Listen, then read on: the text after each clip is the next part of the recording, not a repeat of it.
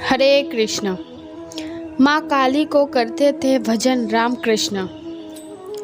समस्त चराचर जगत को अपनी इच्छा मात्र से रचना, पालन एवं संहार करने में समर्थ आदि शक्ति माँ भुवनेश्वरी पर ब्रह्मा स्वरूपा है, जो समय समय पर माँ पार्वती, दुर्गा, काली, चंडी, सरस्वती आदि अवतार धारण करती है।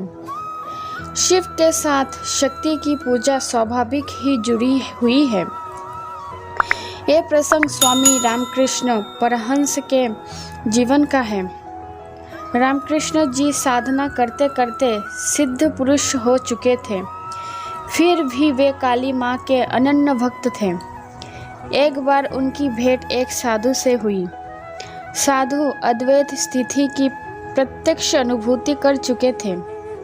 स्वामी जी को अद्वैत ज्ञान पाने का अधिकारी जानकर साधु ने कहा, मैं तुम्हें अद्वैत का ज्ञान प्रदान करता हूँ।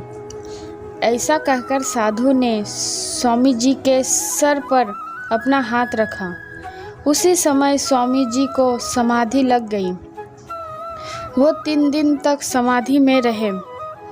इतना होते हुए भी उनकी माँ काली की भक्ति में कोई कमी नहीं आई।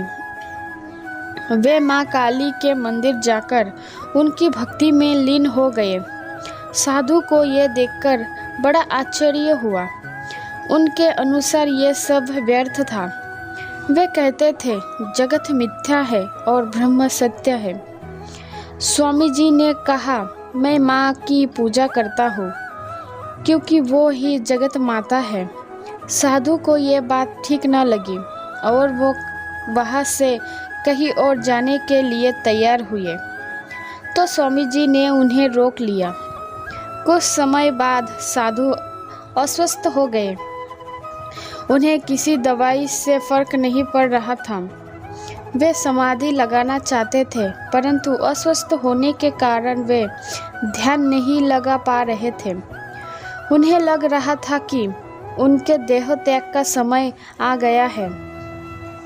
उन्हें किसी को कुछ नहीं बताया और गंगा जी में उतर गए। काफ़ी देर तक गंगा जी में इधर उधर घूमने के बाद भी उन्हें डूबने लायक स्थान न मिला। वो वापस बाहर आ गए और विचार करने लगे कि ऐसा क्यों हुआ। वे इसी विचार में मग्न थे कि उन्हें जगत माता का साक्षात्कार हुआ।